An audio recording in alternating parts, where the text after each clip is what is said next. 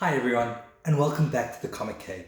Thanks for joining me, and I wanted to say a huge thank you to everyone who has supported, liked, comment, told their friends about the channel. I really hope it's helping you and you're enjoying the content.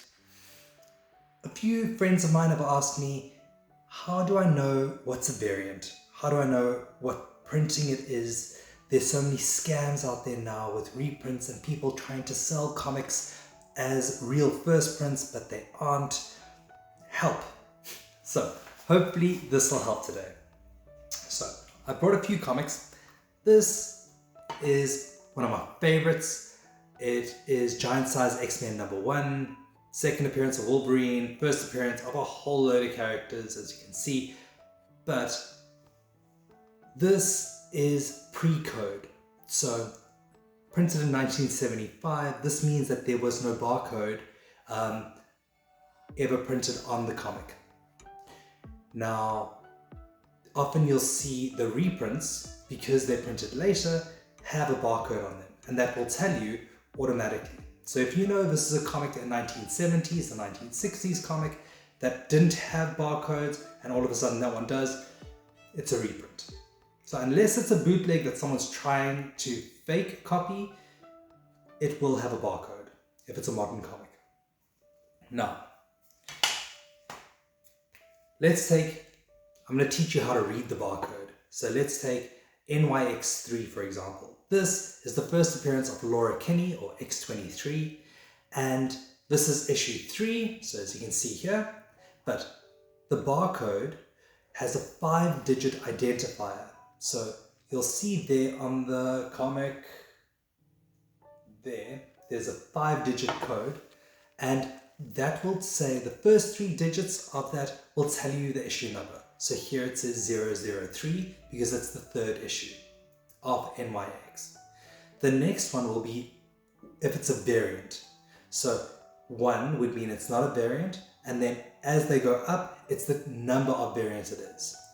And the last number is the printing number. So if a comic is reprinted, so even if it goes in a batch, it then gets reprinted because the demand is so high.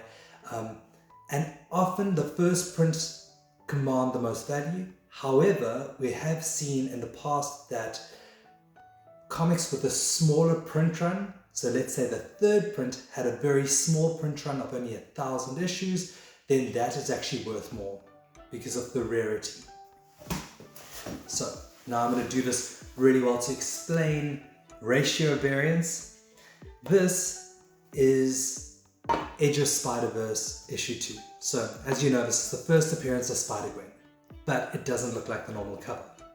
And as you see, if you look at the barcode here, it says 00221, which means that this is the 2nd issue, 002 of Edge of Spider-Verse, and 2, the next number, meaning that it is variant number 2, and 1 showing that it's still a first printing. Now, what that means is that it doesn't have the normal cover, but what's interesting about this one is that it is a 1 in 25 variant. Now, it's a ratio variant showing that for every 25 copies of the normal first print that were printed, 1 of these were printed. Now, they often do this where they do 1 in 10, 1 in 25, 1 in 50, 1 in 100, 1 in 200. So obviously the higher the number, the ratio variant, often the more expensive it is, because a retailer would have to order, let's say 200 copies of the first print in order to get just 1 of the variants at that price. So retailers often will sell these copies for a lot more to recoup their costs for all the stock that will probably sit in the back of their storerooms for ages.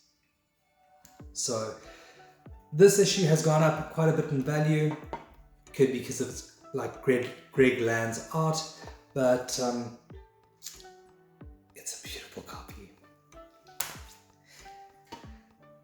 That's it for today. Please Send me a message. Let me know if there's anything you would like to know. If you have any questions on this, if I can help, I certainly will.